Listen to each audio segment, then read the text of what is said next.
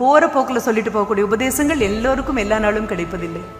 அப்போ எடுத்துதான் இந்த கையில என்ன காரணம்னா, நான் தோத்து போனா நான் தான் காரணம், நான் ஜெயிச்சா நான் தான் காரணம், உடைஞ்சு போனா நான் தான் காரணம், இல்ல உறுதியா நின்னா நான் தான் காரணம்.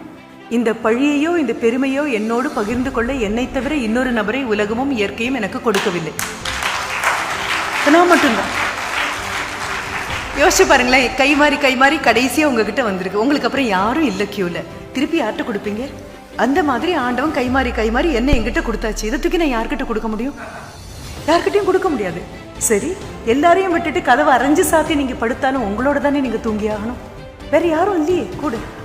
பக்கத்துல படுத்துட்டு இருக்கிறவங்களாம் உங்க கூட தூங்குற நபர் அல்ல, உங்களோடு தான் நீங்க தூங்கி ஆகணும். ரொம்ப அழகாக மேடம் சொன்னாங்க, உறங்குவதற்கு என்ன எல்லாம் தேவைப்படுகிறது, எனக்கு உறக்கம் தருவதற்கான மருந்தாக என் மனதை நீவி விட்டு அப்படித்தான் இருக்கும் காயங்கள், அது பரவாயில்லை, இது தன்னை போல் சரியாகும், சரியாக்கிக்கொள்